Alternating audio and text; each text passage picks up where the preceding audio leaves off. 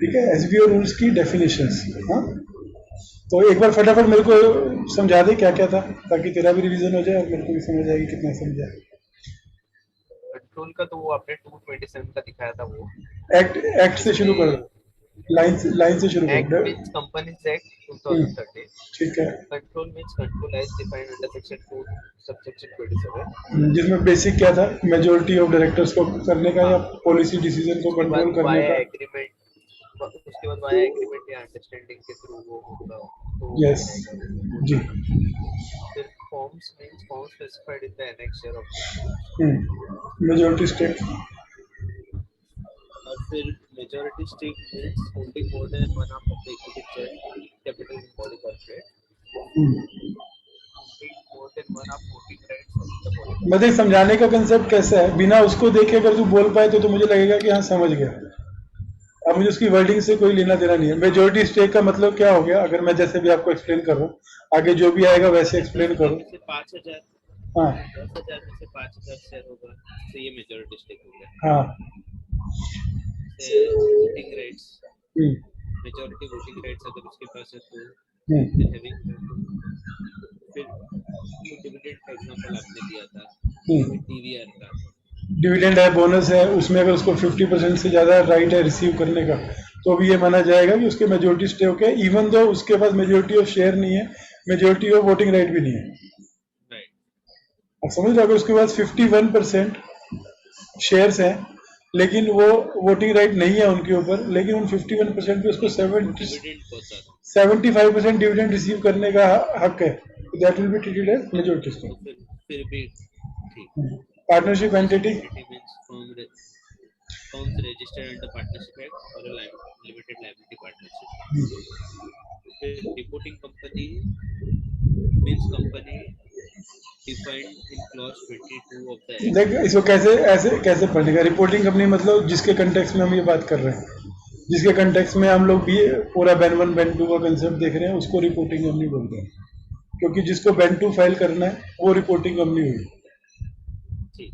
ठीक है, section section हो गया।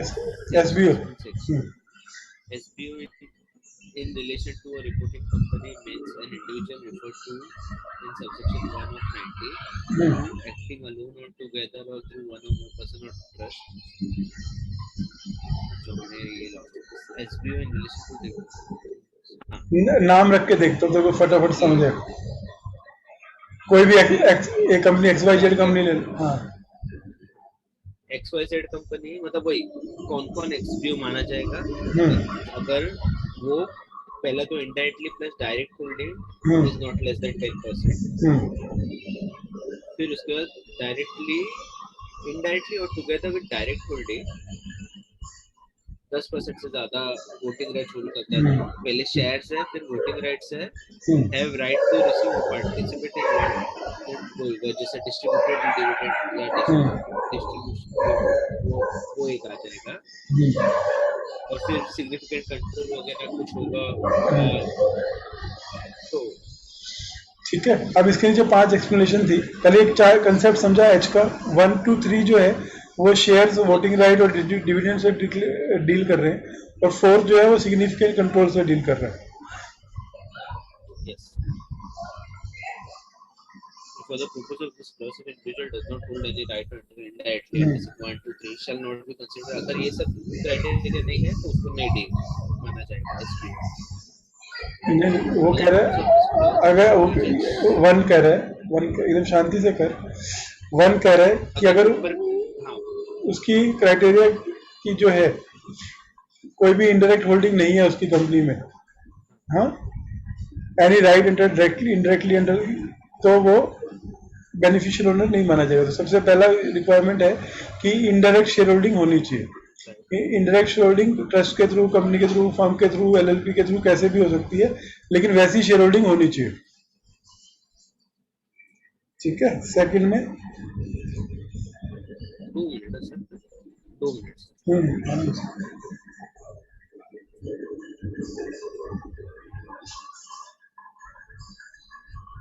फिर सेकंड में, for the purpose of this clause, an individual shall be considered to hold right or enter settlement directly in the reporting company is if we satisfy any of the following criteria.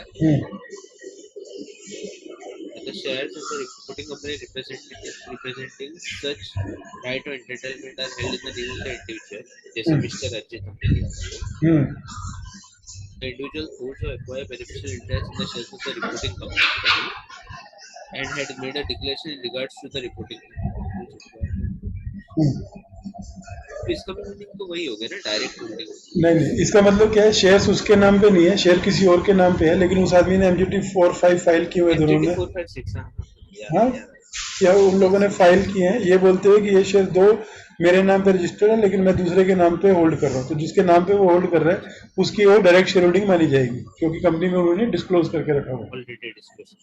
For the purpose of this person, individual shall be considered to hold a right entitlement directly in the reporting company is satisfied any of the following criteria in respect of a member of the reporting company, namely, when the member of the reporting company is a body corporate other than LLP and the individual holds majority stake in that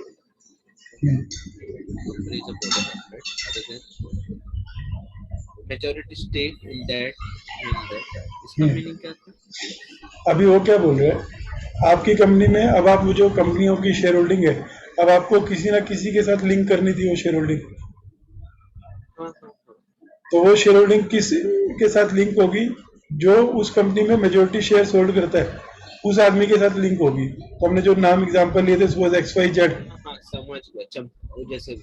समझ गया ना, किसी भी चीज को practical से involve कर तो 2 मिनट में समझेगा. बी बता. Majority stake in the ultimate holding company, जो जैसे एचएफ वो था, HFL. हाँ. फिर where the member of the reporting company is a. तो पहला वन क्लियर हो गया. अगर कंपनी का शेयर होल्डर एक कंपनी है तो उस कंपनी के शेयर कौन से इंडिविजुअल के साथ लिंक किए जाएंगे? तो वो ये बोल रहा है कि जो उस कंपनी का शेयर होल्डर है, हाँ, जो मेजोरिटी शेयर होल्ड कर रहा है, अगर उस कंपनी के सारे शेयर कोई कंपनी होल्ड कर रही है तो उस कंपनी का जो मेजोरिटी शेयर होल्डर है वो ट्रीटेड हो जाएगा. जैसे अगर उसके पास डायरेक्ट होल्डिंग 3% है प्लस ये इनडायरेक्ट होल्डिंग जो कंपनी में है वो पूरी उसमें ऐड हो जाएगी. कंपनी होल्ड कर रहा है तो वो उसमें ऐड हो जाएगी. बिकॉज इसका कंसेप्ट कैसा है, ये क्यों आया? पहले लोगों में कंफ्यूजन हो रहा था कि जितने परसेंट शेयर होल्डिंग है तो टोटल शेयर होल्डिंग को उतने परसेंट कर दो. लाइक अगर एक कंपनी जो शेयर होल्डर है उसमें 2 शेयर होल्डर है, एक के पास 51 है और एक के पास 49 है, तो वो बोल रहे थे कि 10% शेयर होल्डिंग है तो 5% इसमें जोड़ दो, 4% इसमें जोड़ दो. तो 2080 में ये अमेंडमेंट लेके आए और ये बोला नहीं, जो मेजोरिटी है पूरी की पूरी शेयर होल्डिंग उसकी शेयर होल्डिंग में क्लब करनी है. क्लियर है? तो उसके बाद वो, हाँ, यस, तो वो अल्टीमेट होल्डिंग कंपनी जैसे वो HFL का एग्जांपल, तो वो भी उसमें जुड़ जाएगा. फिर अगर कोई HUF फर्म है और उसका वो करता है तो उसका प्लस वो HUF फर्म का भी जुड़ जाएगा. तो ये हम एक्सप्लेनेशन इसी कंटेक्स्ट में कर रहे हैं. ये एक्सप्लेनेशन का कंसेप्ट यही है कि जो भी इनकी शेयर होल्डिंग है वो किससे जुड़ेगी, वो कैलकुलेशन का तरीका बता रहा है वो कि आपको किसके साथ जोड़नी है, ये रूल बता रहा है. उसके बाद पार्टनरशिप, फिर वो पार्टनरशिप फर्म वाला भी था. जैसे where the member of the reporting company is a partnership entity and the individual is partner or hold majority stake in the body corporate which is partner of the partnership entity.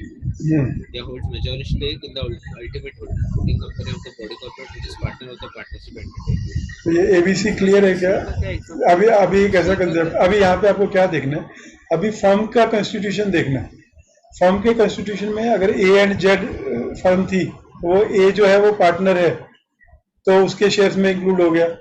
B के case में अगर ए की जगह ए limited and Z है और ए limited में ये a person 51% hold करता है तो भी पार्टनरशिप के पूरे शेयर ऐड हो जाएंगे उस इंडिविजुअल में. अगर ए लिमिटेड है और ए लिमिटेड की भी ऊपर एक होल्डिंग कंपनी है बी लिमिटेड और ये ए जो है वो बी लिमिटेड के शेयर होल्ड करता है तो भी ए का नाम ऐड होएगा उस फर्म के शेयर्स के लिए.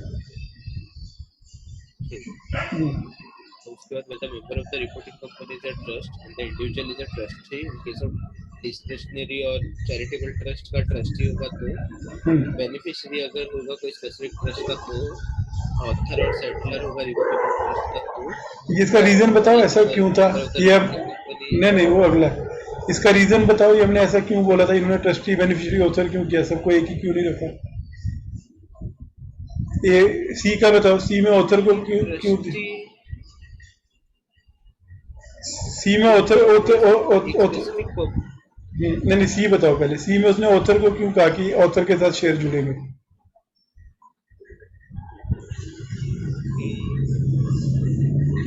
उन्होंने कुछ स्पेसिफिक पर्पस के लिए क्रिएट किया होता है, नहीं नहीं, सी रिवोकेबल ट्रस्ट है। रिवोकेबल का मतलब क्या हो गया कि आज ट्रस्ट है, कल को रिवोक करेंगे तो सारी एसेट वापस चली जाएगी ऑथर के पास। तो जो ट्रस्ट में जितने भी शेयर्स हैं वो भी किसके पास जाएंगे, ऑथर के पास, मालिक के पास, ऑथर के पास। क्योंकि रिवोकेबल है, वो कभी भी कर देंगे, तो टेक्निकली ये उसी के ही हो गए शेयर्स। फिर स्पेसिफिक ट्रस्ट में जो किसके बेनिफिट के लिए दी हुई है, तो सारा बेनिफिट उस बेनिफिशियरी के, इनडायरेक्ट बी जो है वो रिवोकेबल नहीं है। उसी को ही बेनिफिट जाएगा, हाँ, हम्म। लेकिन उसको उसका जो भी बेनिफिट है वो उसी को जाएगा जिसके लिए क्रिएट किया है तो बेनिफिशियरी। इसलिए बेनिफिशियरी में ऐड होंगे वो शेयर्स जो ट्रस्ट होल्ड कर रही है। और ये फर्स्ट का इज ट्रस्टी। अब जो फर्स्ट पॉइंट है, जो चैरिटेबल ट्रस्ट है, या डिस्क्रिशनरी ट्रस्ट है जिसका काम है समाज सेवा करना, या जो ट्रस्टी की इच्छा हो वहां पे पैसा लगाना, तो यहाँ पे कंट्रोल किसके पास है, ट्रस्टी के पास। तो वो शेयर्स का कंट्रोल किसके पास रहेगा, ट्रस्टी के पास। ट्रस्टी के पास। अब ये टेक्निकली आप मुझे बताओ, अब यहाँ पे वो कंसेप्ट आता है, आपकी शेयरहोल्डिंग पैटर्न में लिखा है XYZ ट्रस्ट, राइट। अब आपको कैसे मालूम पड़ेगा कि ये ट्रस्ट कौन सी ट्रस्ट है और किस में ऐड करूं,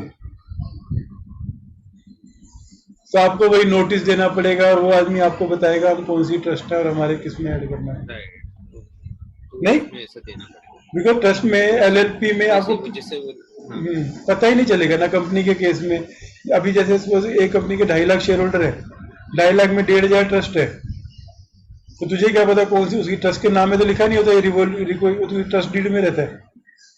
तो यहां से वो नोटिस का कंसेप्ट आएगा, ठीक है।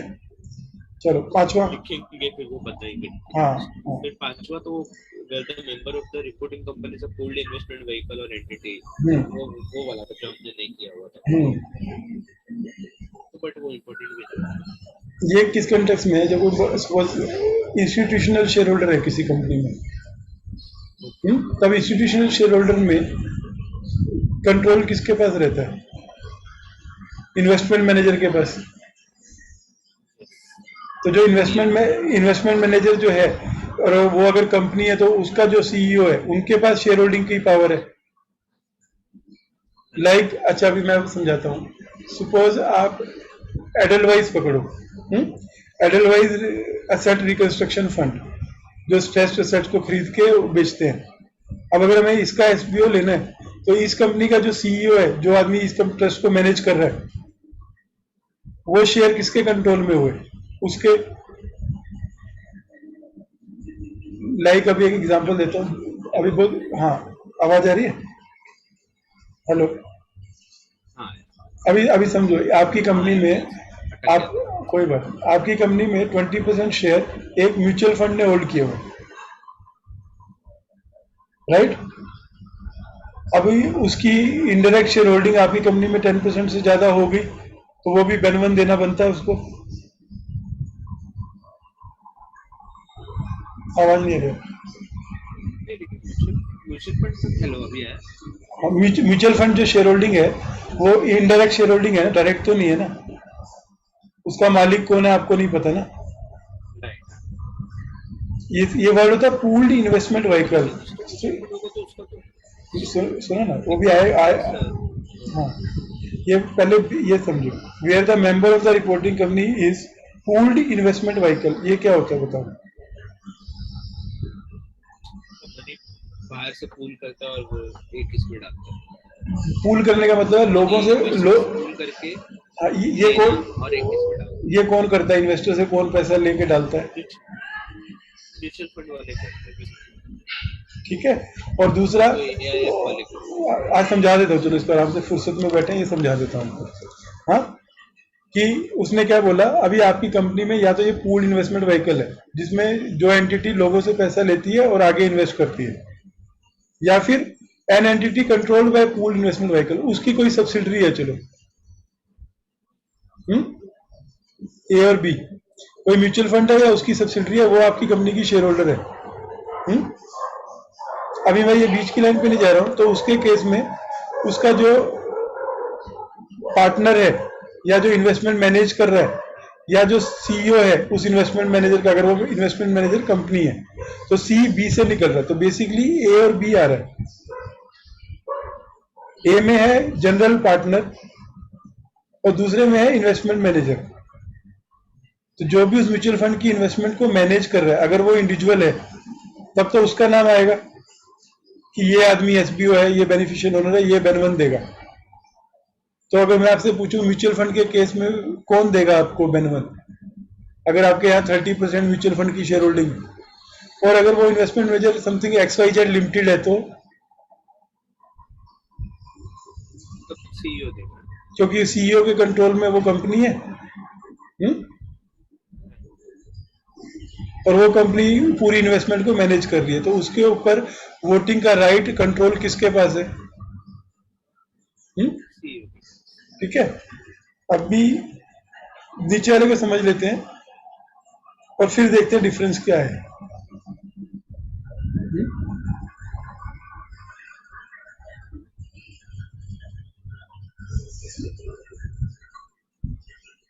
हाँ, अब ये बोल रहे हैं कि अब यहाँ पे पढ़ो जो भी ऊपर क्या था, based in member state of financial action task force on money laundering, ये एक कमिटी का नाम है।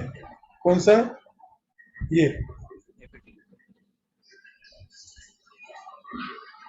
ये कमिटी जो है and the regulator of the security market in such member state is a member of the International Organization of Security Commission and the individual in relation to investment is a general manager। ये क्या कह रहे हैं, जो financial action task force money laundering है, ये क्या करती है, जो 2 नंबर का पैसा 1 नंबर होता है वो कंट्रोल करती है, उसके लिए रूल रेगुलेशन बनाती है, उसके अंदर सेबी वेबी भी मेंबर बनती है। तो वो बोल रहे हैं कि ये जो म्यूचुअल फंड है वो वहां पे है, उस जगह पे है जहां पे वो पर्टिकुलर जगह जो है उसने इस कमेटी की मेंबरशिप ली हुई है, और उसकी जो सिक्योरिटी मार्केट का रेगुलेटर है वो इंटरनेशनल ऑर्गेनाइजेशन का मेंबर है, तब तो इन लोगों को पकड़ना है, जनरल मैनेजर को या इन्वेस्टमेंट मैनेजर को। लेकिन अगर वो फाइनेंशियल एक्शन टास्क फोर्स का मेंबर नहीं है तो जो हमने ऊपर देखा कि वो ट्रस्ट है कि क्या है, नहीं नहीं, ये फर्क दिया उसने क्या कहा, अगर तो आप मनी लॉन्ड्रिंग वाली कमेटी वाली जगह पे म्यूचुअल फंड रजिस्टर्ड है जहां पे उसके वो रूल रेगुलेशन लगते हैं उनको, दैट मीन्स वो डिक्लेरेशन भी लेते हैं, सब कुछ लेते हैं। आपको सोचो, कभी मैं बताता हूँ इसका एग्जांपल क्या है। जनरली जब म्यूचुअल फंड में जाते हैं तो एक एसबीओ की डिक्लेरेशन लेते हैं आपसे, कई बार वो अकाउंट्स वाले मांगते हैं ना कि हमको 2 की 25% से ज्यादा शेयर होल्डिंग किसकी है और ये सब क्या है, वो एक अलग से डिक्लेरेशन मांगते हैं इसकी मनी लॉन्ड्रिंग वाली। तो जो म्यूचुअल फंड वाले से जब भी आप इन्वेस्ट करने जाते हो जो फॉर्म भरते हो उसके बाद एक और फॉर्म लेते हैं वो लोग, चाहे इवन बैंक अकाउंट भी खुलवाओ तो, कि आप हमको सिग्निफिकेंट बेनिफिशियल ओनर की डिटेल दो कि आपकी कंपनी में 25% से ऊपर कौन होल्ड कर रहा है। ये कहां पर होता है, जहां पे उन लोगों ने इस टास्क फोर्स की मेंबरशिप ली हुई है, तो उस स्टेट में जो म्यूचुअल फंड्स हैं जो वहां पे रजिस्टर है उनके इन्वेस्टमेंट मैनेजर को या सीईओ को या पार्टनर को माना जाएगा एसबीओ, और जो उसके मेंबर नहीं है, दैट मीन जो कंट्रोल के अंदर नहीं है, तो वो बोल रहा है उनके केस में जो अभी हमने ऊपर रूल पढ़े थे कि फर्म है कि एंटिटी है कि ट्रस्ट है, उसके हिसाब से उस पर्सन को एसबीओ मानना है।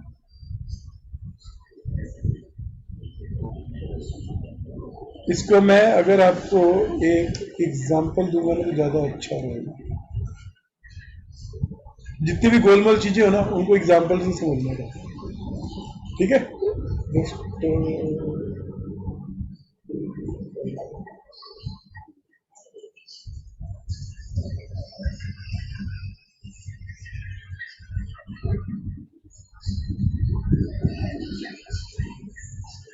Control new share. देखो अब ये जो जरा सा कॉम्प्लिकेटेड लग रहा है ना, पहले अब यहाँ समझो, यहाँ पे दो ऑप्शन दी हुई है, ए और बी। हमको क्लियर करना है कि वो क्या क्या है, क्योंकि कल तो हमने बोल दिया, अभी हमसे पूछा, हमने बोला ये हमने छोड़ दिया था, तो वो फिर पूरी अंडरस्टैंडिंग के लिए अच्छा नहीं है। ए में क्या बोलता है, ये जो है एक्स लिमिटेड है, इसका शेयर होल्डर्स जो है, इस शेयर होल्डर्स में A B C mutual fund आ रहा है, राइट। अब ये म्यूचुअल फंड जो है लिमिटेड में शेयर होल्डर्स में, हाँ, एक्स लिमिटेड की शेयर होल्डर में एबीसी म्यूचुअल फंड आ रहा है जो 30% शेयर होल्डर कर रहा है, राइट। अब तूने इसको नोटिस दे दिया कि आपको बेनवन देना है, राइट। अब ये कंपनी वाला अब सोच में पड़ गया, मेरे को कंपनी से नोटिस आया है, अब मेरी कंपनी में तो पता नहीं कितने लोग हैं, मैं किससे बेनवन साइन कराऊं। बेनवन तो यही कंपनी का कोई इंडिविजुअली साइन करके देगा ना, म्यूचुअल फंड का। एबीसी वाले में ना, हाँ हाँ, हाँ, तो ये अभी इस कंफ्यूजन में है कि मैं किससे साइन कराऊं, मैं इन्वेस्टमेंट मैनेजर से कराऊं, एमडी से कराऊं, किससे कराऊं। तो उसके लिए उन लोगों ने क्या रूल्स बनाया, उन्होंने कहा अगर ये म्यूचुअल फंड किसी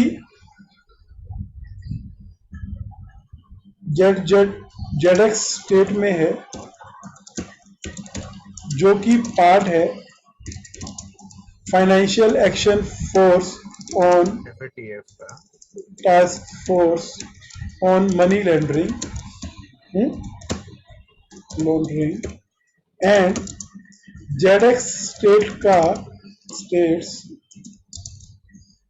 security regulator that means SEBI is member of international organization, international concern organization. तो सबसे पहले जो म्यूचुअल फंड के पास जब नोटिस आया तो उनके खुद के कॉन्स्टिट्यूशन को चेक करके उनको ये बोलना है कि क्या हम ये यस हैं कि नो है, राइट। तो वो जेडएक्स वाला इज अ पार्ट ऑफ है कि एबीसी म्यूचुअल फंड ये सोचेगा कि क्या हम जिस स्टेट में रजिस्टर्ड हैं, हाँ, लाइक महाराष्ट्र में, तो क्या हम ये जो महाराष्ट्र स्टेट जो है वो मनी लॉन्ड्रिंग एक्ट का पार्ट है कि नहीं, उस कमेटी का। हेलो, तो हाँ, म्यूचुअल फंड क्या सोचेगा, अभी आ रहा है, हेलो, पहले वो एक अगर, हाँ अभी अगर उसका वो ये, हेलो अभी हाँ हाँ बोलो ना, हाँ बोलो, आया वो सर। हाँ, एक बार आप समझाओ, आपको क्या समझ आया कि अगर म्यूचुअल फंड को नोटिस आया कि आप हमको बेनवन दो 30 डेज के अंदर, तो म्यूचुअल एबीसी वाला पहले ये देखेगा कि weather he is a part of FATF और मनी लॉन्ड्रिंग, एंड वो नहीं, उसको नहीं मैं पार्ट होना रेगुलेटरी का, उसको देखना कि मैं जिस स्टेट में रजिस्टर्ड हूँ, लाइक महाराष्ट्र स्टेट में, क्या वो महाराष्ट्र स्टेट इस कमिटी की मेंबर है, और इस स्टेट का जो भी सिक्योरिटी मार्केट रेगुलेटर है वो इंटरनेशनल जो ऑर्गेनाइजेशन है मनी लॉन्ड्रिंग की, उसका मेंबर है कि नहीं। तो महाराष्ट्र स्टेट की सिक्योरिटी रेगुलेटर कौन है, सेबी। हाँ। अगर सेबी इंटरनेशनल में रजिस्टर्ड है, हाँ, और महाराष्ट्र ने भी इस कमेटी में मेंबरशिप ली हुई है, दोनों का आंसर यस है, इसका आंसर यस आया, और इसका आंसर यस आया, ठीक है। तो टोटल आंसर यस हो गया।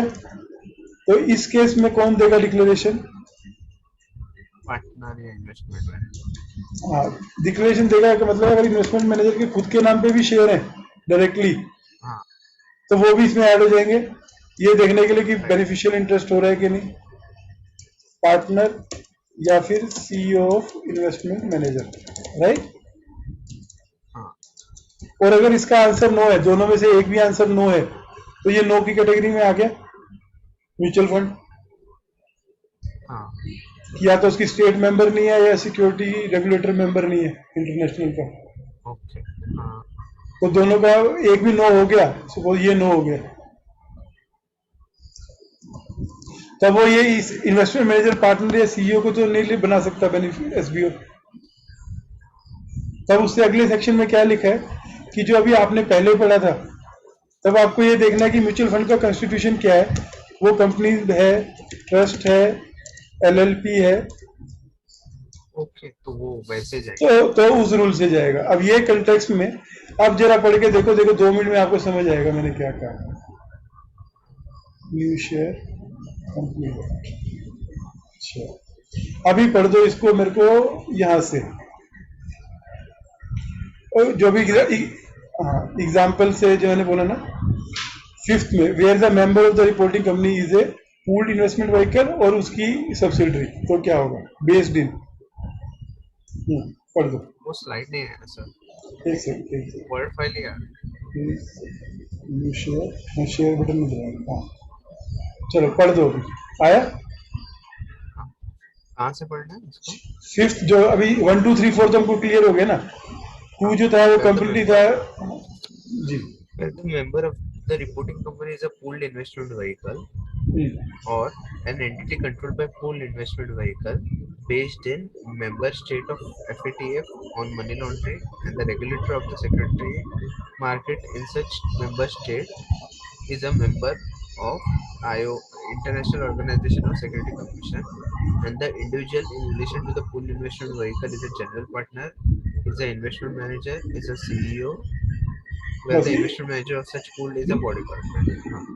अब ये कंसेप्ट को आप मेरे को समझाओ क्या कह रहे हैं, म्यूचुअल फंड बोल दो। अगर member of the reporting company is a pooled investment vehicle, या फिर उसकी है पूल्ड इन्वेस्टमेंट व्हीकल, वैसे अगर उसका वो एंटिटी जो फाइनेंशियल एक्शन टास्क फोर्स का मनी लॉन्ड्रिंग का वो है, ये है अपना क्या बोलते हैं। नहीं अभी रुक जाओ, अभी रुको, अभी पहले जो ये दो वर्ड पढ़े, म्यूचुअल फंड या उसकी सब्सिडरी, ऐसा पढ़ लो उसको, ए और बी को इंटरप्रिटेशन के लिए। अगर कोई म्यूचुअल या उसकी सब्सिडरी बेस्ड है, बेस्ड मतलब लोकेटेड है कहाँ पर, एक मेंबर स्टेट, एक ऐसी स्टेट में जो कि उस एक्शन टास्क फोर्स की मेंबर है, या फिर एंड उसका जो उस स्टेट में जो रेगुलेटर है सिक्योरिटी मार्केट का, वो international organisation of security commission में मेंबर है। ये दोनों कंडीशन अगर पूरी हो रही है तो उसका जनरल पार्टनर या इन्वेस्टमेंट मैनेजर या सीईओ, ये लोगों को एसबीओ मानना है। क्लियर? ये ए और बी का आंसर यस है तो हाँ, ए और बी नहीं, ये जो बेस्ड इन लिखा हुआ है। हाँ ठीक, तो ए बी और सी को मानना है। Where the member of the reporting company is a pooled investment vehicle and entity controlled by pooled investment vehicle based in vehicle which does not fulfil the above requirement, then फिर वो ऊपर वाला trust है, LL, हाँ शैल तो वो apply हो जाएगा। क्लियर? हाँ, पांचवा एक्टिंग टुगेदर जो हमने कल पढ़ा। हाँ, if an individual or individual acting through any person or trust with the common intent, the purpose of action, any right, entitlement से controllers invoke reporting common person to agreement या understanding के through अगर है तो वो उनका भी आ जाएगा उसमें, एक्टिंग टुगेदर माना जाएगा। जो कल आपने एक्सप्लेन। हाँ, तो जैसे उनका अगर जैसे ए केस में वो उनका भी आ जाएगा। यस, जैसे आपने बोला था वो कि वो ए और एस अगर उन्होंने एक साथ ही बना दिया था, वो मेमोरेंडम ऑफ अंडरस्टैंडिंग अगर या फिर एग्रीमेंट फॉर्मल या इनफॉर्मल है तो वो आ जाएगा। हाँ ठीक है, फॉर्मल प्रूव हो जाता है, इनफॉर्मल प्रूव करना पड़ता है, राइट, वो इंक्वायरी के केस में होता है, फॉर्मल जो है वो पेपर पे होता है। For the purpose of this clause, the instrument in form of GDR, CCPS or CCD shall be treated as shares.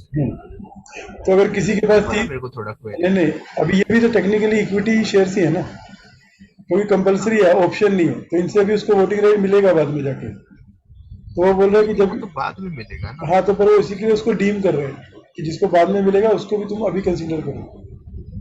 Okay, इसलिए ट्रीट कर रहे हैं। अभी देखो मेरे, हाँ है नहीं तो फिर उसको अभी से क्यों ट्रीट कर देंगे? नहीं, पर जहाँ पे डीलिंग प्रोविजन होते हैं वहाँ आपको करना पड़ता है। लाइक जब लॉक इन शेयर्स करने जाते हैं तो सेबी बोलते हैं कि कन्वर्टिबल इंस्ट्रूमेंट सबको कंसीडर करके फिर 20% को लॉक इन करो। तो ये लॉ ने डीम प्रोविजन किया हुआ कि टेक्निकली नहीं है लेकिन shall be treated as share का मतलब है आपको इस पर्पज के लिए ट्रीट करना ही है। ओके, क्योंकि उसका रेशियो फिक्स हो जाता है ना आज, इसलिए। क्योंकि वो होना ही है, उसमें ऑप्शन नहीं है। Right. Words and expression used in these rules but not defined and defined in the acts or companies special for the function of the rule shall have the meaning respectively assigned to them in the act and the said rules. ठीक है, तो जो यहाँ नहीं लिखा general act में लिखा हुआ है, डेफिनेशन रूल में लिखा है, वो मीनिंग आएगा। अब मुझे बताओ डेफिनेशन में बेसिकली कितनी डेफिनेशन दी हैं इसमें, 1 2 3 कितनी डेफिनेशन है किसमें? डेफिनेशन क्लॉज में? 2 में 2 का ए बी सी डी कितने हैं इसमें? अब ये देख लो, 2 का ए बी सी डी, ठीक है, ई एफ जी एच, बिकॉज इससे कंट्रोल ग्रिप आएगा। H E F G H I, H के बाद कहाँ गया? एच के बाद, एच के बाद कुछ नहीं गया। सर एच ही है लास्ट। एच का मतलब है 1 2 3 B E F G H, total 8 definition दिए हैं इसमें डेफिनेशन क्लॉज में, जिसमें से एक कंट्रोल की, एक मेजोरिटी स्टेक की, 2 जो काम की डेफिनेशन है, हाँ, और एक एसबीओ की। 3 ही डेफिनेशन है ऑपरेटिव है, बाकी से बच्चों वाली डेफिनेशन है। ठीक है, तो डेफिनेशन अभी पहला हमने क्लोज सेक्शन पढ़ा था 1, जो रूल 1 था, शोर टाइटल और कमेंसमेंट की जब गजट में आएगा तब होगा। डेफिनेशनों में अब तू सिर्फ डेफिनेशनों के नाम पढ़ ताकि तेरे को समझ आए कि डेफिनेशन मेरे कंट्रोल में। डेफिनेशन में था एक्ट था, कंट्रोल था, फॉर्म था, मेजोरिटी स्टेक था। और हाँ, फटाफट सिर्फ डेफिनेशन के नाम पढ़ दे। हाँ, मेजॉरिटी हो गया, फिर वो पार्टनरशिप एंटिटी था, फिर रिपोर्टिंग कंपनी जो जो भरने वाला फॉर्म को, फिर एसबीओ का जो हमने डिटेल किया लास्ट में। अभी पूरे एसबीओ को मेरे को 2 मिनट में बिना देखे बता दे क्या कह रहे हैं, सम अप कर दे। अगर इसको इसको ऐसे बोल कि कोई दूसरा आदमी देख रहा है अभी ये वीडियो, ठीक है? अब उसको तुझे सब जानना है कि एसबीओ क्या है। पहले तो एसबीओ वो है जो इनडायरेक्ट होल्डिंग का, इनडायरेक्ट तो लेना है पहले, तो इनडायरेक्ट प्लस उसका डायरेक्ट होल्डिंग 10% से ज्यादा है या नहीं है, फिर शेयर्स होल्ड कर रहा है या नहीं, फिर वोटिंग राइट्स होल्ड कर रहा है या नहीं, फिर वो 10% से ज्यादा डिस्ट्रीब्यूटेबल डिविडेंड्स और वो अपना बोनस, ये बोनस, हाँ, बोनस वगैरह होल्ड कर रहा है कि नहीं, फिर या तो सिग्निफिकेंट कंट्रोल उसके पास है या नहीं उस इसका, तो वो सब इंक्लूड हो जाएगा। फिर अगर वो इन सब चीज में, उसके बाद क्या था, अगर उसके पास डायरेक्ट शेयर होल्डिंग नहीं है तो वो नहीं माना जाएगा, डायरेक्ट ही है तो। हाँ, for the purpose of discussion ये देख, इनडायरेक्ट, ये इतना पर does not hold any right indirectly. हाँ, डायरेक्ट शेयर उसके होल्डिंग बाद हाँ नहीं माना जाएगा। अब ये था डायरेक्टली कब होता है? हाँ, डायरेक्टली कब होता है, द शेयर्स इन द, वो खुद के नाम पे, ये तो डायरेक्टली कब होता है वो ना, the shares in the reference in the, वो इंडिविजुअल के नाम पे रहेगा वो, और वो एमटीटी 456 वाला, अगर किसी ने उसके नाम पे बेनिफिशियल ओनरशिप का डिक्लेरेशन दिया हो, हाँ, तो उस केस में डायरेक्ट होल्डिंग माना जाएगा। ये क्यों डिफाइन किया डायरेक्टली? क्योंकि हर जगह यूज कर रहा है एसबीओ में, if any person hold direct holding या इनडायरेक्ट होल्डिंग।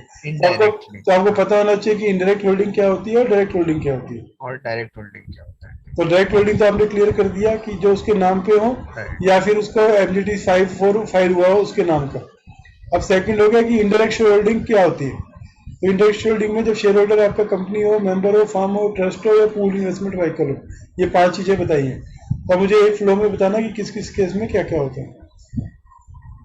पहले तो ये रहा इनडायरेक्टली, खोल देता हूँ, ये इनडायरेक्टली है। When he will be considered to hold right indirectly the reporting company. पहले तो for the purpose of this clause, an individual shall be considered to hold where the member of the reporting company, अगर वो member है body corporate का, तो अगर वो उस बॉडी कॉर्पोरेट का मेजॉरिटी स्टेक होल्ड कर रहा है तो या तो वो अल्टीमेट होल्डिंग कंपनी का मेजॉरिटी स्टेक होल्ड कर रहा है, तो अगर उस एचयूएफ का करता है तो वो हो जाएगा। एंड देन वेदर रिपोर्टिंग में पार्टनरशिप एंटिटी है, अगर पार्टनरशिप फर्म है और उस पार्टनरशिप फर्म का वो पार्टनर है तो, और उसका पार्टनर कोई बॉडी कॉर्पोरेट है और वो बॉडी कॉर्पोरेट उसमें होल्ड कर रहा है मेजॉरिटी स्टेक, तो नहीं नहीं क्या नहीं उसका नहीं, रुक जा, भी गलत इंटरप्रिटेशन। अगर उस फर्म का बॉडी कॉर्पोरेट पार्टनर है और वो इंडिविजुअल उस कंपनी का 51% होल्ड कर रहा है, तो वो जो जैसे वही इंडिविजुअल, ना, अगर समझो एबीसी फर्म है हाँ, और उसमें कोई एक पार्टनर मेजॉरिटी स्टेक होल्ड कर, मतलब नहीं कोई उसमें होल्ड कर रहा है नहीं नहीं, मेजॉरिटी स्टेक। नहीं नहीं नहीं, उसका पार्टनर कोई कंपनी है, हाँ उस फर्म का पार्टनर कोई कंपनी है। अगर जिस फर्म की आप बात कर रहे हो, आपकी शेयर होल्डर एक फर्म है, उस फर्म के कॉन्स्टिट्यूशन में कोई कंपनी पार्टनर है। इसका एग्जांपल देना। अब ये ए एंड जेड करके फर्म है, ए एंड जेड एलएलपी, हाँ ठीक है। इसमें ए जो है वो ए लिमिटेड है और जेड कोई इंडिविजुअल है, और ये जो बॉडी कॉर्पोरेट है उसका 51% शेयर होल्डिंग इंडिविजुअल के पास है। तो ए लिमिटेड का 51% शेयर होल्डिंग ए के पास है, सो उस फर्म की शेयर्स उस ए के साथ इंक्लूड होंगे। आपने क्या किया, आपने बॉडी कॉर्पोरेट की जगह उस आदमी को रखा पहले जिसके पास उस बॉडी कॉर्पोरेट के 51% शेयर है, तो ए लिमिटेड की जगह आपने ए का नाम रखा और ए को बोला कि ये बेनिफिशियल ओनर बनेगा। ये भी नहीं समझ। ये ले आ जाओ वापस वर्ड फाइल में आ जाओ, फिर देख।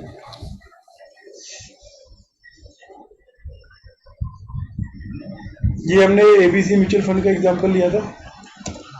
अब मैं लेता हूं यही एग्जांपल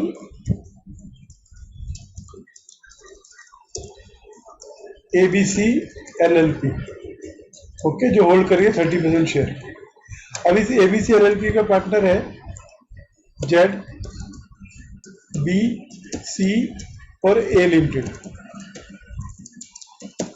ठीक है। अब ये ए लिमिटेड के 51% शेयर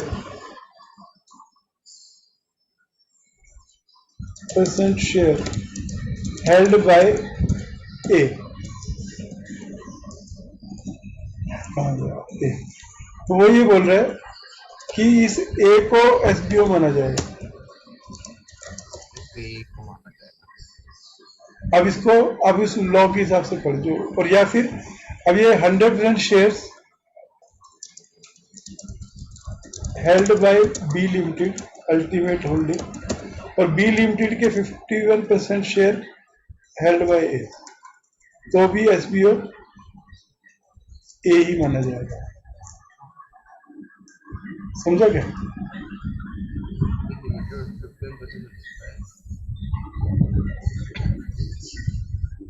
तो ए के शेयर में 30% होगा और बेनवन जो है वो ए देगा।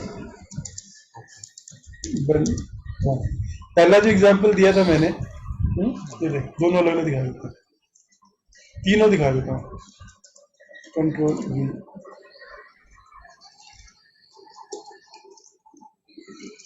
और ये एक एग्जांपल था, और यही एग्जांपल में ए था अकेला, जो तेरी कंपनी में भी मेंबर है। सो इस केस में तो ए बन गया एसबीओ, और ए के आगे 30% हो गया जब इसमें सारे इंडिविजुअल थे। पहले केस में ये तीनों के तीनों इंडिविजुअल हैं, तो ये आदमी ए जो है वो पार्टनर है इस फर्म का, और ये एसबीओ माना जाएगा, और इसके 30% शेयर इसके साथ ऐड हो जाएंगे, और ये बेनवन देगा। दूसरे केस में एबीसी एलएलपी पार्टनर थी, के केस में बी, सी और ए लिमिटेड थी। पहला वाला केस ये लेगा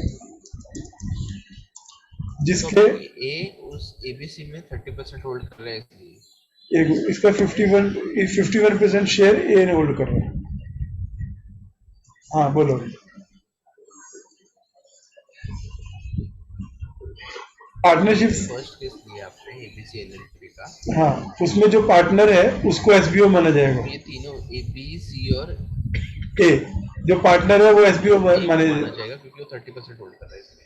नहीं नहीं, उसमें उसने सिर्फ इतना ही वर्ड यूज किया है कि partner of the firm shall be treated as beneficial owner. Okay, तो बी और सी भी तो पार्टनर है ना। हाँ, तो मैं वही बोल रहा हूँ, अगर आप उसकी वर्डिंग पे जाओगे ओके पहले केस में, ओके पहली वर्डिंग है कि जब फर्म जो है वो मेंबर है, तो उसने ये नहीं बोला कि उस फर्म में जो मेजोरिटी पार्टनर है, ओके, कोई उसने भी वो पार्टनर। कोई भी पार्टनर है वो एसबीओ माना जाएगा। ओके दूसरे केस में क्या बोला कि अगर कंपनी में ए लिमिटेड भी मेंबर है, ओके, तो उसमें उस कंपनी में जो 51% शेयर होल्ड कर रहा है वो आदमी एसबीओ माना जाएगा। हाँ, उस ए लिमिटेड में जो 51% शेयर होल्ड हाँ कर रहा है वो। हाँ, जो ए लिमिटेड एबीसी एलएलपी की सेल्स। पार्टनर है, ओके इसका मेन कंपनी से कोई लेना देना नहीं है। एबीसी का कॉन्स्टिट्यूशन है, उसके जो पार्टनर की लिस्ट है उसमें पहली बार में एबीसी तीनों पार्टनर थे, दूसरे केस में ए लिमिटेड थी और बी और सी इंडिविजुअल थे। और उस ए लिमिटेड में एक जो ए आदमी है कोई उस और। 51% शेयर होल्ड कर रहा था, ओके और तीसरे केस में उस ए लिमिटेड के 100% शेयर कोई और कंपनी होल्ड कर रही थी और उस कंपनी के 51% ए होल्ड कर रहा था, अल्टीमेट होल्डिंग। ओके अब इसको सेक्शन के हिसाब से पढ़िए, तो मैंने सिर्फ एग्जांपल समझाया, अब सेक्शन में वर्डिंग पढ़ेगा ना तब क्लियर होगा। मैं इसलिए बोला क्योंकि जब अपन किसी को एक्सप्लेन करने को बोलते हैं ना तब वो इंटरप्रिटेशन अलग निकलती है।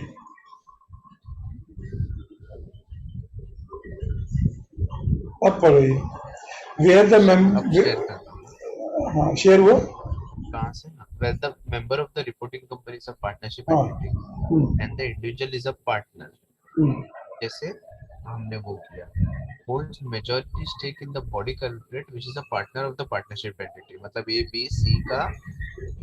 सी का और एक वो ए लिमिटेड वाला जैसा, yes, which is a partner of the partnership entity. हाँ, फिर holds majority stake in the ultimate holding company of the body corporate which is the partner of the partnership entity, जैसे वो आपने दूसरा दिया थर्ड ना दिए, बी हाँ उसमें। हाँ हाँ, ठीक है, अभी अब समझ। क्लियर हुआ ना। यस यहाँ पे इसने ये नहीं लिखा, मैं फिर वही समझाना चाह रहा हूँ, कंपनी के केस में उसने क्या लिखा, जिसके पास मेजोरिटी स्टेक है वो अकेला आदमी मेंबर होगा, राइट। लेकिन पार्टनरशिप फर्म में क्या लिखा नहीं अब समझा। कि जो भी पार्टनर है वो, अब हम्म, जब आपने वो एग्जांपल सबमिट किया ना तो क्लियर हो गया। हो गया ना। अभी चलो आगे बढ़े। Yes yes. अब अगर ट्रस्ट है तो ट्रस्ट के केस में अगर ऑथर या सेटलर है रिवोकेबल ट्रस्ट का तब वो आ जाएगा, बेनिफिशियरी है in case of specific trust का वो आ जाएगा, और ट्रस्टी है डिस्क्रिशनरी ट्रस्ट और चैरिटेबल ट्रस्ट का तो वो आ जाएगा। इस केस में ऑथर और सेटलर क्यों आएगा, क्योंकि वो रिवोकेबल ट्रस्ट है और अल्टीमेट ओनरशिप उनके पास आ जाएगा इसका। बेनिफिशियरी के केस में अल्टीमेट वैसे भी वो उसके बेनिफिट के लिए ट्रस्ट फॉर्म किया है तो जो भी है तो वो उसका अल्टीमेट ही है। बेनिफिशियरी वो है उसका है, इसलिए आ जाएगा। इस यहाँ पे ट्रस्टी के पास कंट्रोल होता है, इस केस में चैरिटेबल ट्रस्ट और उसके लिए उनका आएगा। बिकॉज बेनिफिशियल होने का कंसेप्ट ही यही है कि उस शेयर का कंट्रोल किसके पास है, जिसके पास कंट्रोल है। कंपनी में 51% मेजोरिटी वाले के पास कंट्रोल है, इसलिए उसको माना गया। तो ट्रस्ट में जिसके पास कंट्रोल है उसको मिलेगा। अभी 5 हमने कल इग्नोर कर दिया था, आज तू मेरे को एक्सप्लेन कर सकता है। अब तो where the member of the reporting company is a pooled investment vehicle or entity controlled by pooled investment vehicle and they are based in the member state of FATF on money laundering and the regulatory of security market in such member state is a member of IA, International Organization of Security Commission, and the individual in relation to the pooled investment vehicle is a general partner in the, मतलब इस case में ये based on वाले case में ये तीनों, और इस केस में अगर well the member of reporting company अगर वो उसका नहीं है जैसे वो बेस्ड ऑन ये, तो उस केस में वापस वो फर्स्ट वाला समझ गए ना वो अगर ट्रस्ट है ट्रांसफर। हाँ, तो वो समझ गए। बट मेरा पर्पस क्या है कि अगली बार जब भी करो तो फिर किताब देखने की जरूरत ना पड़े, आप वैसे ही कंसेप्ट एक्सप्लेन कर चलो, दो, क्योंकि अगर आप नहीं समझ गए अब तो आप एक्सप्लेन कर पाओगे। नहीं, अब अब तो लिंक अब वो हो गया, अब वो अभी लिंक आप समझो ना, बैठ मैं गया। आपके सामने मैं कैसे कर रहा हूँ, मैं पहले पढ़ता हूँ फॉर दी पर्पज, अच्छा सुन ये क्या कह रहा है, मैं पूरा एंड तक वर्ड टू वर्ड पढ़ता भी नहीं। क्यों? क्योंकि मैं वो समझ गया कि ये क्या कहना चाह रहा है। तो जो भी चीज पढ़ने का उसका कंसेप्ट यही होना चाहिए कि अगर हम समझ गए कि वो क्या कहना चाह रहा है और उसमें क्या कंप्लायंस निकल रही है, तो हम किसी को भी एक्सप्लेन कर सकेंगे। ठीक है? नहीं, ये काफी ये हो गया, अभी इसका हो गया। चलो अभी 2A पे जाता हूँ। दो हो गया। Okay, close. अब हम चलते हैं duty of the reporting company. तो रिपोर्टिंग कंपनी पता है जिसके ऊपर ये रूल लग रहा है, तो क्या है उसकी ड्यूटीज? अब रूल और सेक्शन में बेसिक फर्क ये है कि रूल्स प्रोसीजरल बातें करेंगे, हाँ, तो वो क्या करना था बोले थे, अब ये सब कैसे करना है, क्या क्या करना है, ये सब बताएंगे। रास्ता बताए। हाँ चलो अभी ड्यूटी बताओ क्या है, पढ़ो फिर समझाओ Every मेरे को। every reporting company shall take necessary steps to find out if there is any individual who is SBO hmm, as defined in clause H of Rule 2 hmm, in relation to the reporting company, and if so, identify him and cause such individual to make declaration in Form Bank 1 hmm, without prejudice to the generality of the steps stated in Subgrid 1. Every reporting company shall, in all cases where it is member holds not less than 10% of shares, voting rights, receive right to receive or participate, distributable dividend payable in financial year, give notice to such members seeking information uh, in accordance with subsection 5 of section 19. अब मैं क्या बोलता हूँ, आपका उस time ये question था कि अभी मुझे क्या पता किससे क्या पूछना है, हाँ, मैं किसको पूछूं। अभी तो एक कंपनी में 1.5 लाख शेयर होल्डर है, 2,500 है, 1 लाख कंपनी है, तो मैं किसको देना चाहिए? तो पहले तो उसने बोला कि कंपनी नेसेसरी स्टेप लेगी, भाई तो जनरल स्टेटमेंट है, हाँ लेना है, सेक्शन में ही लिखा हुआ है। फिर वो क्या बोल रहे हैं, कंपल्शन कहाँ पे डाल रहे हैं कंपनी को? वहां पे लिखा था if company knows or has reasonable cost to believe, उसको तो वो देगी ही देगी, वो जनरलिटी में वो कवर हुआ जहां उनको पता था कि वो कहीं कोई भी प्रूव कर सकता है कि हाँ आपको पता है कि इसमें ये आदमी है। लेकिन अगर आपको नहीं पता, जैसे तुम्हारी कंपनी का केस था, तो उस केस में किसको कंपलसरी नोटिस देना ही देना है? तो वो बोल रहे हैं कि कोई मेंबर जो इंडिविजुअल नहीं है, that means company, firm, trust में, mutual fund, anyone who is holding not less than 10% of its shares. So मैं यही कल पूछ रहा था कि आपने प्रमोटर ग्रुप तो चेक किया, आपने ये कंसेप्ट उधर चेक किया क्या पब्लिक कैटेगरी में कि कोई ऐसा आदमी है जो 10% से ज्यादा होल्ड कर रहा है? हम्म? हाँ वही मैं एक्चुअली नहीं। तो यहाँ पे क्या दो रिक्वायरमेंट निकल के आई। हाँ, एक निकली कि कंपनी सामने वाले इंडिविजुअल को बोलेगी कि तू बेन वन फाइल कर, पहले वाले में। दूसरे पे क्या निकलेगी, कंपनी को नोटिस जो देना था वो कंपलसरी नोटिस किसको देना है? अगर कंपनी की शेयर होल्डर लिस्ट में कोई नॉन इंडिविजुअल 10% से ज्यादा होल्ड कर रहा है तो उसको नोटिस देना है। जैसे अभी हमने म्यूचुअल फंड का एग्जांपल लिया था, हाँ, तो वो ये 2 में पड़ गया वो। अगर म्यूचुअल फंड तुम्हारी कंपनी में 30% होल्ड कर रहा है, हाँ, तो ये रूल 2 उसको कंपनी को एप्लीकेबल हो गया, हाँ, क्योंकि म्यूचुअल फंड नॉन इंडिविजुअल है और वो 10% से ज्यादा होल्ड कर रहा है, तो कंपनी को उसको बेन 4 में नोटिस देना था। और जब उसको नोटिस मिलता है बेन 4 में, तब वो सोचने पे मजबूर होता है कि मैं मेंबर स्टेट का मेंबर हूँ नहीं हूँ, तो मेरा इन्वेस्टमेंट हाँ, मैनेजर वो देगा कि क्या देगा। तो ये 2A जरा एक बार जनरली देख के मुझे एक्सप्लेन कर दो, बिना वर्ड टू वर्ड गए, कि क्या कह रहा है, duty of the reporting company क्या है। पहले तो बात है कि रिपोर्टिंग कंपनी को नेसेसरी स्टेप लेना चाहिए किस चीज के लिए? जब उसको पता है कि अगर उसको रीजनेबल कॉज, मतलब अगर वो बिलीव करता है कि ये इंडिविजुअल हम्म, 10% से ज्यादा होल्ड कर रहा है या नहीं, हम्म, और अगर मतलब इफ दे बिलीव तो उसको बेन वन देंगे। हम्म, और उस हर केस में जहाँ पे वो 10% से ज्यादा होल्ड कर रहा है शेयर्स, वोटिंग राइट्स या वो, तो उन सच मेंबर को भी देंगे। अभी मेरा क्या बोलना, पहला नोटिस जो है, पहला नोटिस इंडिविजुअल को जाएगा कि कंपनी को जाएगा? पहला नोटिस पहला नोटिस इंडिविजुअल को जाएगा। तो बेन 1 के लिए जो जिसको भी बोलना है वो इंडिविजुअल है। जब कंपनी को पता चलता है कि एक्स पर्सन जो है वो हमारी कंपनी में 4 अलग अलग कंपनियों के थ्रू शेयर होल्ड कर रहा है और हमें अच्छी तरह पता है। अब ये कैसे पता हो सकता है? सपोज मैं बताता हूँ, अभी आपको रिलायंस की ग्रुप कंपनियों के नाम पता है और आपकी कंपनियों में 1-1% करके 10 रिलायंस की कंपनियों की शेयर होल्डिंग है, राइट? तब आपको रीजनेबल कॉज टू बिलीव है कि ये जो हमारी एसबीओ है वो मुकेश अंबानी है, तो आपका नोटिस मुकेश अंबानी को जाएगा ये बोलते हुए कि हमको ऐसा लगता है कि आप हमारी कंपनी में 10% से ज़्यादा होल्ड कर रहे हो, तो अगर होल्ड कर रहे हो तो आप बेन 1 दो हमको। ये जो 10 फिर अपनी कंपनियों में 10 कंपनियों का नाम लेते हुए अपनी बेनिफिशियल ओनरशिप बताएगा। तो इसलिए पहला जो नोटिस है सबसेक्शन 1 में वो इंडिविजुअल को जाता है। तो इसके लिए कंपनी को क्या करना पड़ता है? कंपनी को सिर्फ अपना शेयर होल्डिंग पैटर्न स्कैन करना पड़ता है और ये समझना पड़ता है कि क्या इसको समझ आ रहा है कि इनमें से कौन सा इंडिविजुअल है जो इन कंपनियों को कंट्रोल कर रहा है। अगर तो उसको पता चल जाता है तब तो वो उस इंडिविजुअल को नोटिस देगी। अगर नहीं पता चलता तो वो ढूंढेगी अब मेरी इस लिस्ट में कोई ऐसा कंपनी है जिसके पास 10% से ज्यादा शेयर है तो उसको नोटिस देगी। फिर वो कंपनी भी जो है वो ये बोल सकती है कि हाँ मेरा ओनर कौन है, क्योंकि 2 शेयर होल्डर होंगे उसके तो उसमें से वो नाम देगी, उस नाम को हम बेन 2 में फाइल करेंगे। क्लियर है? यस। फर्स्ट केस में इंडिविजुअल है, सेकंड केस में अदर देन इंडिविजुअल है। तो हमारा जो लेटर जो एड्रेस हो रहा है पहले केस में 2XY एक्स पर्सन का नाम है, बी में XYZ लिमिटेड है, XYZ ट्रस्ट है, XYZ LLP है, उनको एड्रेस हो रहा है बेन 4 में। ठीक है, चलो अगले पे जाए।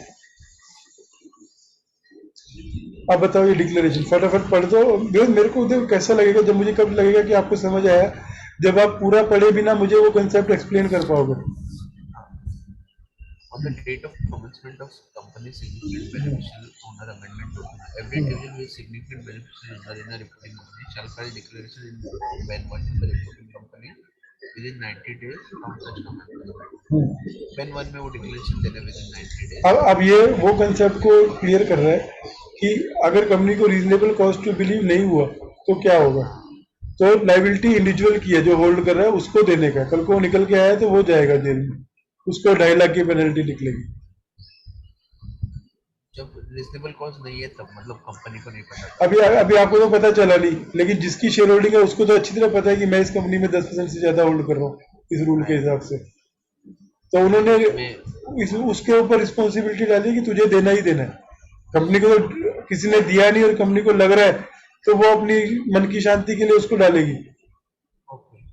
लेकिन यहाँ पे उस इंडिविजुअल के ऊपर रिस्पॉन्सिबिलिटी है ही है, वो ये नहीं कह सकता कि मुझको कोई नोटिस आया नहीं इसलिए मैंने बेन 1 दिया नहीं। और सेकंड केस में तो कुछ भी सब्सिक्वेंट चेंजेस होता है कम ज्यादा का तब देना within 30 days of some change in there। ठीक है, समझ गए। कल को उसने उस कंपनी में मेजोरिटी स्टेक होल्ड करना बंद कर दिया तो he will cease to be beneficial owner. अभी कोई वो कॉर्पोरेट थी जिसके लिए उसने बेन 1 दिया था कि XYZ लिमिटेड के शेयर होल्डर है और मैं उसका मेजोरिटी शेयर होल्डर हूँ इसलिए वो शेयर मेरे में ऐड किए जाए। कल को उसने अपने शेयर किसी और को गिफ्ट कर दिए तब वो पर्सन बनेगा बेनिफिशियल, ये हट जाएगा। तो इसलिए इसको भी बेन 1 देना पड़ेगा कि I cease to be SBO।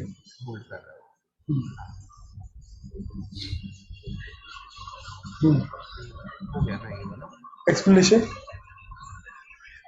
when an individual becomes a SBO or when his significant beneficial ownership undergo any change within 90 days of the commencement of the company's significant beneficial owner amendment document, it shall be deemed that such individual become the SBO. The change can happen on the date of expiry of 90 days from the date of commencement of said rule, and the period of 30 days from filing will be reckoned accordingly। अभी क्या अभी क्या हुआ, उन्होंने बोला कि जैसे ही act आएगा जो भी होल्ड कर रहा है वो 90 डेज के अंदर हमको इंटीमेट करेगा। लेकिन लोगों ने पूछा अगर हमने बीच में चेंज कर दिया तो क्या करें, क्योंकि कमेंसमेंट तो 90 डेज के बाद डिक्लेयर करना है। डिक्लेरेशन तो 90 डेज बाद देनी थी ना। अगर आज 31 दिसंबर को आया तो 31 मार्च तक देना था। अभी उसने 1 जनवरी से लेकर 31 दिसंबर के बीच में चेंजेस आए तो फिर मुझे कितने बेन वन फाइल करने हैं? तो बोल रहे हैं तुम्हें बहुत सारे नहीं करने, जितने भी चेंजेस किए हैं वो ये माने जाएंगे कि तुमने 90th डे पे किए, तो 31 मार्च से 30 अप्रैल के बीच में कंसोलिडेटेड एक ही फाइल करना उस दिन जो तुम्हारी शेयर होल्डिंग रहेगी। जो हाँ मतलब जो 98 98 डे तो 31 मार्च को जो तुम्हारी शेयर होल्डिंग है उसके बेस पे आप डिक्लेयर करते हो अगर आपके चेंजेस हुए हैं। Period of 30 days for filing will be remembered record. ठीक है, क्लियर? तो 3 क्लियर है, डिक्लेरेशन का कंसेप्ट क्लियर है। यस अभी एकदम पहले जो 4 सेक्शन पढ़े, पहला जो एप्लीकेबिलिटी थी, दूसरा डेफिनेशन था, 2A duty of the company थी कि कंपनी की क्या ड्यूटी है, बेन वन और डिक्लेरेशन, ये डिक्लेरेशन अब ये डिक्लेरेशन है कि आपको डिक्लेरेशन कौन से फॉर्मेट में देनी है और कब देनी है। पहला इनिशियल डिक्लेरेशन है, दूसरी बाद में 30 डेज के अंदर दिया है कि जब नीचे एक्सप्लेनेशन है जब हाँ इनिशियल आपको 90 डेज में देनी है, देर आफ्टर जब भी आप बने उसको 30 डेज में देनी है, हाँ देनी दोनों को बेन वन में। राइट, और ये जो ट्रांजिटरी प्रोविजन है वो अभी नॉट एप्लीकेबल हो गया क्योंकि वो टाइम निकल चुका है। राइट। अब रिटर्न की बात करो। Return of significant beneficial ownership owners in shares. Upon receipt of declaration under Rule 3, the reporting company shall file a return in Ben 2 with the registrar in respect of such declaration within a period of 30 days from the receipt of such declaration by it, along with the fees prescribed in company's registration office and feasible conform. हाँ तो इसका मतलब क्या हो गया? Ben 1 मिलने के बाद within 30 days बेन 2 फाइल कर। ठीक है, मिलने के बाद उसने क्या डेट लिखी है दैट इज इरेलीवेंट। राइट, उसने अगर 30 उसको 30 डेज में देनी थी, उसने तीसरे दिन में कुरियर कर दी, तुम्हारे को 4 तारीख को मिली तो तुम्हारे लिए 4 तारीख डेट होगी, 30 तारीख नहीं होगी। राइट, ठीक है।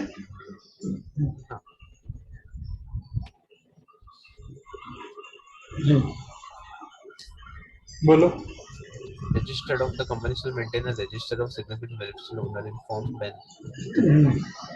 The register shall be open for inspection during business hours at such reasonable time of not less than 2 hours on every working day as the board may decide by any member of the company on payment of such fees as may be specified by the company but not exceed 50 rupees for each inspection. अभी मुझे ये बता दो, अभी 5वें rule तक आ गए, अभी तक कितने फॉर्म आए हैं और उनका पर्पस क्या है? पहले तो बेन 1 तो वो डिक्लेरेशन देगा जिसको हम जानते हैं वो।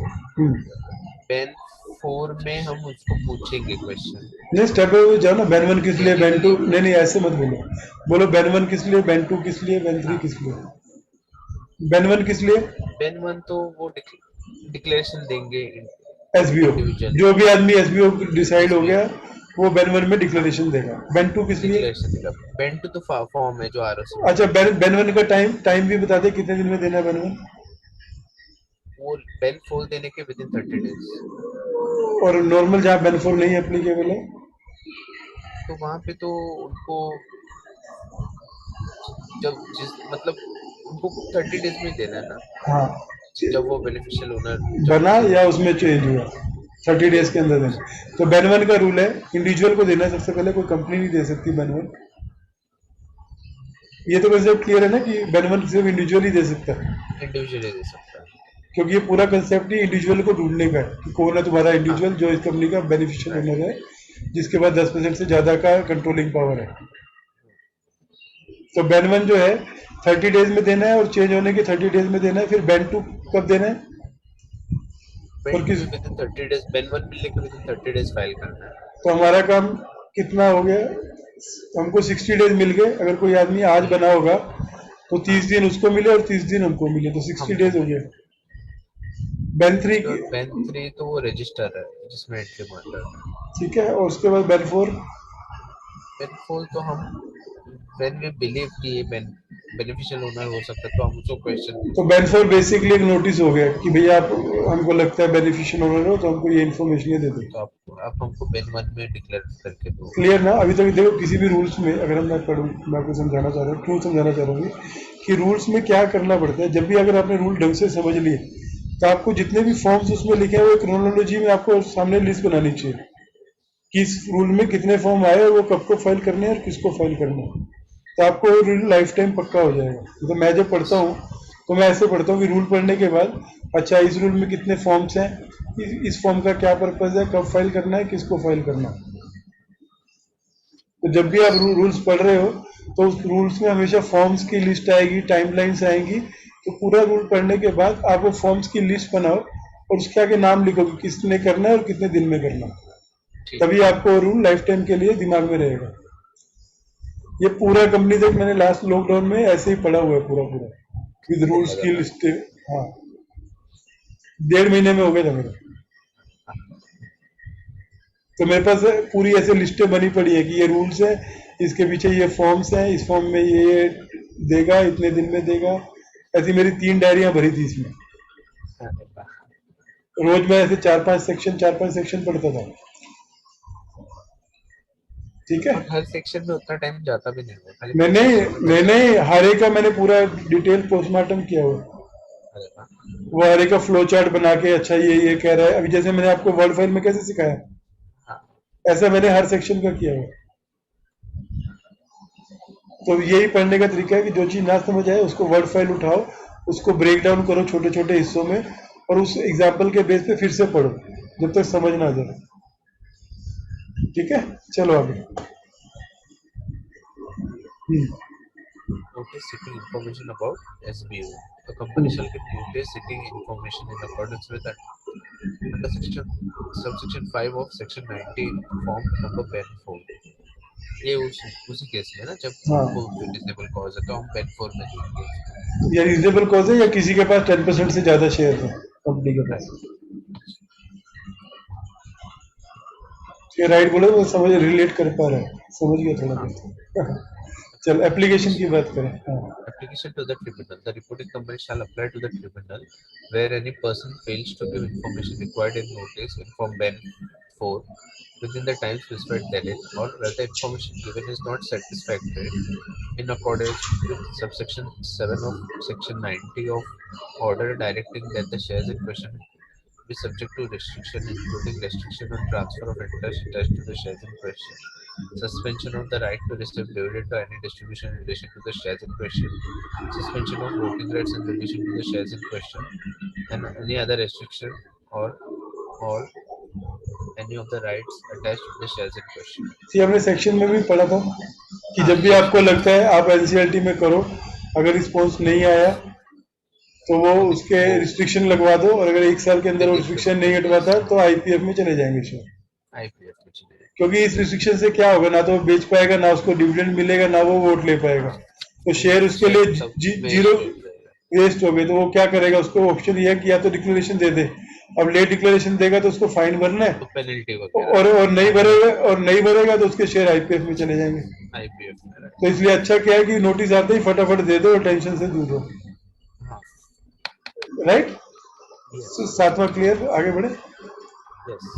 अब ये किसको एप्लीकेबल नहीं है, rules shall not be made मतलब हाँ बोलो। ये this rule shall not be made applicable to the extent of the shares of the reporting companies is held by the authority constituted under subsection 5 of section 125 of the Act. That means IPF authority. Its holding reporting company. Provided the details of such holding reporting company shall be reported in Form Ben 2. C. The central government, state government, or local authority. A reporting company or a body corporate or an entity controlled by CG or SG or partly by the CG or SG, SEBI registered investment vehicle such as mutual fund, alternative investment fund, real estate investment trust, infrastructure investment trust regulated by SEBI, an investment vehicle regulated by RBI or IRDAI or pension fund regulatory and development authority. अब इसको एक एक करके जरा explain कर दो example लेके, ताकि हमेशा याद रहे क्या है। दिस रूल शैल नॉट, मतलब ये किसको एप्लीकेबल नहीं है, आईपीएफ वालों का। पर ये सुन लो, मेंबर्स की बात कर रहे हैं, कंपनियों की बात नहीं कर रहे हैं। मतलब किसको नहीं देने का।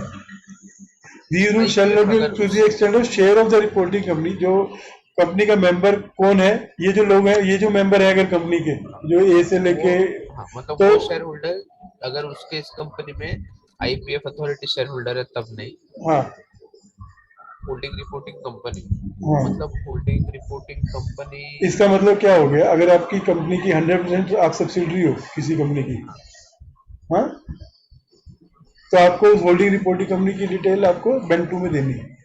ओके, तो वो होल्डिंग उसमें वो दे हम ये कर देंगे कि हमारा होल्डिंग रिपोर्टिंग कंपनी वो कंपनी है। तो आप होल्डिंग रिपोर्टिंग कंपनी अगर आपके 100% शेयर होल्ड कर रही है, तो हाँ अभी इस लॉ के हिसाब से आपको उसको नोटिस देना था, हाँ नहीं?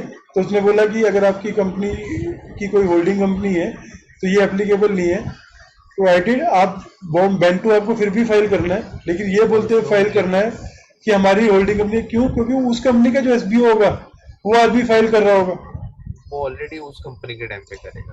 और वही मालिक इसका भी माना जाएगा, क्योंकि पूरी राइट की पूरी शेयर्स इसके पास है। राइट। हम्म। देन प्रोवाइडेड डिस्ट्रीब्यूशन सी क्या हो गया अगर हाँ सेंट्रल गवर्नमेंट और स्टेट गवर्नमेंट या लोकल अथॉरिटी है तो वो हाँ नहीं। हाँ फिर reporting company is the body corporate. हाँ, अब ये तीन जो है वो कंट्रोल्ड बाय सीजी के लिए यूज हो रहा है, कंपनी के लिए हाँ यूज नहीं हो सीजी और एसजी रहा। अगर या फिर कोई, सेबी रजिस्टर्ड। हाँ अब ये तीन चीजें हैं, रिपोर्टिंग कंपनी सपोज महानगर gas, body corporate LIC, entity something है LLP, कंट्रोल्ड बाय गवर्नमेंट इसका मतलब गवर्नमेंट की कंपनी, गवर्नमेंट की कॉर्पोरेशन या गवर्नमेंट की एंटिटी अगर आपकी कंपनी में शेयर होल्डर है, तब भी नहीं। तो क्यों? क्योंकि वो क्या बोलेंगे, इंडिविजुअल तो प्रेसिडेंट पे जाएगा आखिर तो इसमें तो में। अल्टीमेट ये तो सीजी है एसजी। CG SG या लोकल अथॉरिटी में अल्टीमेट इंडिविजुअल कौन होगा, प्राइम मिनिस्टर या प्रेसिडेंट? राइट। तो उसका कोई लॉजिक निकलता नहीं, क्योंकि वो नॉन फिगर है। हाँ केवल कोई कंपनी में सेंट्रल गवर्नमेंट है शेयर होल्डर, तो अल्टीमेटली कौन सा इंडिविजुअल है जो उसके पास पावर है, प्रेसिडेंट के पास? राइट। स्टेट गवर्नमेंट है तो उसकी पावर चीफ मिनिस्टर के पास, या वो जो गवर्नर है उसके सबसे बड़े पास, चोरों के पास है। जो भी है। सबसे लेकिन बड़े इसका चोरों के मतलब पास। उनको उनको आपको बैन वन करा के कुछ नहीं मिलना है। राइट। तो अगर आपकी गवर्नमेंट कंपनी शेयर होल्डर है तो आपको उसको नोटिस देने की जरूरत नहीं है, अगर आपकी खुद की होल्डिंग कंपनी जो है उसको नोटिस देने की जरूरत नहीं है। तो इसलिए जब, क्योंकि जब आप नोटिस ही नहीं दोगे आपको बैन वन नहीं आएगा, आपको बैन टू नहीं फाइल करना। लेकिन वो कह रहे हैं अगर होल्डिंग कंपनी है तो आपको बैन टू में इतना तो लिखना है कि हमारी होल्डिंग कंपनी है इसलिए हम नहीं दे रहे। और तीसरा जो भी अब ये जो पूल्ड व्हीकल की बात की थी हम लोगों ने, तो ई और एफ उस कंटेक्स्ट में आ रहे हैं कि उन पूल्ड व्हीकल में से कौन से व्हीकल को एग्जाम्प्ट कर दो।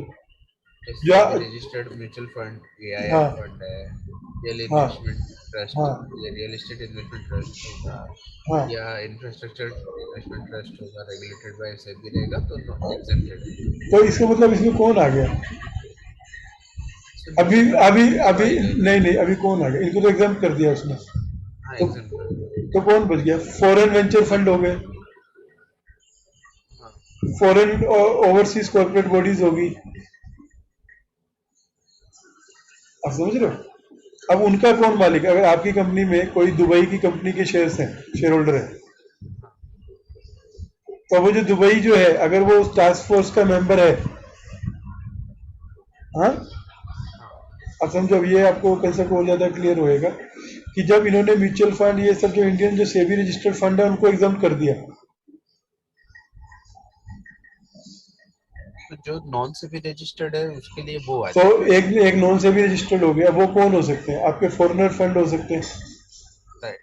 जो सेबी के कंट्रोल में नहीं है। वहां पे आप ये टेस्ट लगा रहे हो कि ये जो फॉरेन मनी लॉन्ड्रिंग के पार्ट है कि नहीं है। हाँ अगर वो है तो उस तो केस उनका में उनका सीईओ, हाँ हाँ, अब समझ गया ना वो इन्वेस्टमेंट कंसेप्ट। मैनेजर या वो, और उस हाँ केस में नहीं है तो फिर वापस वो ऊपर से नीचे तक हाँ, वापस है। ठीक है। और नीचे दूसरा investment vehicle regulated by RBI IDR, RBI. पहले वाले में सेबी, नीचे वाले में RBI इंश्योरेंस।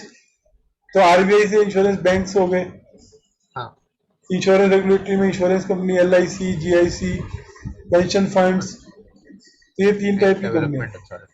तो टेक्निकली इनका पर्पस क्या है कि ये वो रेगुलेटेड एंटिटीज हैं जिनमें उनको बेनिफिशियल ओनर जान के कोई बेनिफिट नहीं होगा, क्योंकि वो ऑलरेडी रेगुलेटेड एंटिटीज हैं। तो उनको बेनिफिशियल ओनर वहां चाहिए जहाँ पे कोई फ्रॉड की उम्मीद हो सकती है।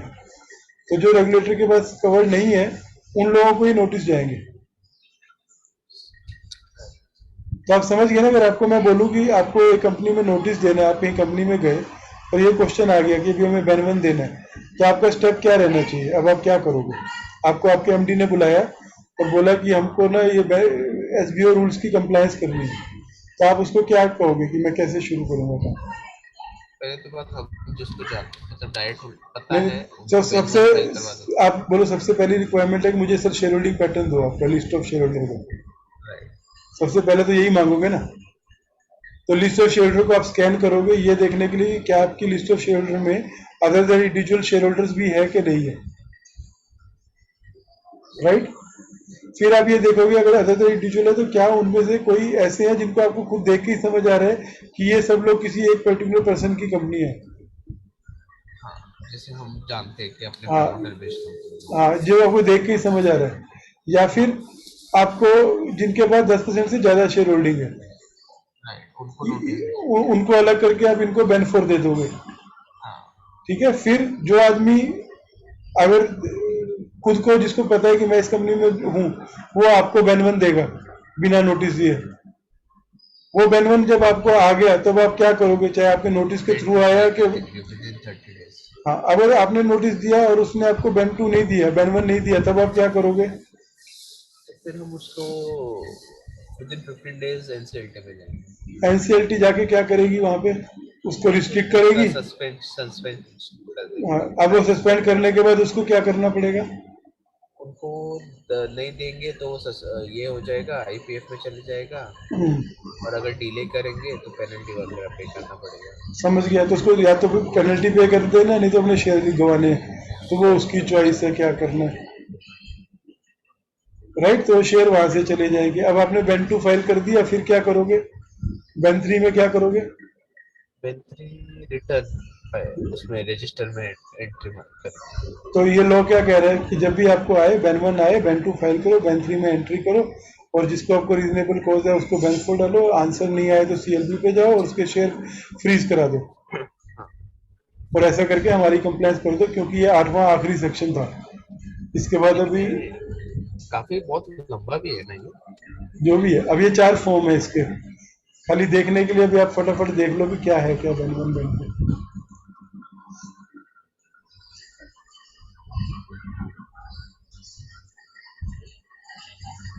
ठीक है ना, पर अल्टीमेटली समझ आना चाहिए। मेन पर्पज क्या है, अगर समझ आ गया तो मेहनत सफल है, अगर ऊपर से गया तो फिर मेहनत सफल नहीं है। नहीं ठीक नहीं, है। अभी तो काफी तो अब इसको भरना कैसा था, नेम ऑफ अब ये ऑटोमेटिक प्री फिल होने वाला फॉर्म है। हाँ, तो ये पहली चीज तो आपको ऑटोमेटिकली रिफिल नहीं होता है ना, कौन सा, हाँ, तो ये देखो ना, इसमें पहला पर्पज क्या है, ये 2 चीजों में, या तो आप बने या आपके उसमें चेंज हुआ, तो आपने पहले 2 में क्या सिलेक्ट करोगे? पहले अगर बने तो फर्स्ट वाला, हम्म, अगर चेंज हुआ तो सेकंड वाला। क्योंकि अब सेकंड में आईडी क्यों मांग रहे हैं? जब आप बनते हो ना तो आपको वो आईडी देता है, एसबीओ आईडी। हाँ, एसबीआई आईडी आ जाता है। तो आपको जब चेंज होगा तो एसबीओ आईडी चाहिए आपको। The particulars of the holders of SBI, तो ये क्यों Name चाहिए? of क्योंकि signature। आपको रजिस्टर में एंटर करनी है डिटेल। ठीक, और इसमें वो इंडिविजुअल का नाम। हाँ, और जैसे एजी कर लो आपके केस में, शॉर्ट फॉर्म यूज करो ताकि तेरे को चिंता ना हो। Yes. Nature of indirect holding और एक्सरसाइज ऑफ हाँ, राइट्स एंड हाँ। पर ये क्या है, नेचर ऑफ अभी अभी अभी एक कंपनी के शेयर होल्डर इतनी इनडायरेक्ट टाइप की कंपनियां हो सकती है ना। कंपनी हो सकती है, एलएलपी हो सकती है, body corporate, HUF, partnership firm, trust हो सकती है। 5 कैटेगरी थी ना, जरा ध्यान से देख। कंपनी, एलएलपी या तो body corporate, share, partnership firm. तो इस केस में यहाँ पे क्या करना है कि वो जो चूज कर रहा है कि जिसमें भी उसकी शेयर होल्डिंग है वो मेंबर कौन है, टाइप ऑफ मेंबर क्या है उसका, आपको उसके बाद वो, अगर हाँ, कंपनी है या एलएलपी है तो उसका सिन सिन नंबर, नंबर होगा। ओके, उसका नाम क्या है उस कंपनी का या उस फर्म का, ट्रस्ट का। अब ये नेम ऑफ द मेंबर में किसका आएगा? जो मेंबर है, कंपनी, फर्म, ट्रस्ट। ओके, उस चीज का। हाँ, अभी क्या हो रहा है, ये यहाँ से डिस्क्लोज कर रहा है कि मैं उस कंपनी के कितने % शेयर होल्ड कर रहा हूँ। ओके, और ये इनडायरेक्ट होल्डिंग उस कंपनी में कितना बाय वर्च्यू ऑफ शेयर हाँ, में कितना हाँ, होल्ड कर रहा है हाँ, वो। हाँ। स्टेटस ऑफ ये तो individual in case of company partnership पहले तीन जो है, केस पहले तीन शेयर्स के रिलेटेड है, बाकी दो सिग्निफिकेंट इन्फ्लुएंस और कंट्रोल के हैं। वो तभी हो सकता है जब एग्रीमेंट हो, जो मैंने आपको बताया, शेयर होल्डर एग्रीमेंट, या उसके थ्रू वो कंट्रोल करते हैं कि हमारे बिना आप कोई डिसीजन नहीं लोगे। तो ऐसा जब किसी के पास ये राइट है तो एग्रीमेंट की कॉपी उनको देनी है। और इसमें status of the significant beneficial वो सिलेक्ट करना पड़ेगा कि वे करता है कि फर्म है कि पार्टनर है कि ऑथर है, वो जो हमने चूज किए थे। in case of the member in case the member is a partnership firm or LLP specify whether SBO is a partner hold major stake in body corporate। मेरे को एक है ना एक्चुअली ये फिल किया हुआ दिखा सकते हो? फिल किया हुआ अभी नहीं रहेगा मेरे पास, लेकिन अपन डाउनलोड करके देख सकते हैं। ठीक है, मेरे को एक बार ये फिल किया हुआ दिखा देना फिर एक्चुअली अपनी वहाँ चेक करिए ना, तूने जो भरा था वो देखिए। वो किस में मिलेगा लेकिन इसमें होगा इंस्पेक्शन में होगा, एंसला से मांग लो ना, दे देंगे। ठीक है मैं वो देख लेता हूँ एक्चुअली देख लूंगा ना मेरे को। हाँ, पर ये क्या है, ये क्या है, ये वही रूल्स की चीज ही बोल रहा है। हाँ मेंबर इंडायरेक्ट होल्डिंग में था ना, मेंबर डायरेक्ट है कि इनडायरेक्ट है, क्या है क्या नहीं है, कितने परसेंट होल्ड कर रहा है और टोटल ले रहे हैं उसका, राइट। अच्छा ठीक तो ये बैन 1 था। बैन 2 जो कंपनी फाइल करेगी, हाँ ये तो किया हुआ वो इसका अटैच करना है और वही डिटेल है इसमें रिपीट करनी रहती है। नेम डिटेल्स उसमें अटैच ये करना है। हाँ ठीक है, अब ये प्रीफिल वाला फॉर्म है। ये भरा हुआ हाँ, हाँ स्क्रॉल कर देते हैं कि ये आप किस चीज के लिए दे रहे हो, आपके पास शेयर कितने हैं। हाँ ये भी किया हुआ है ठीक है। राइट, और उसके बाद हुआ बैन 3।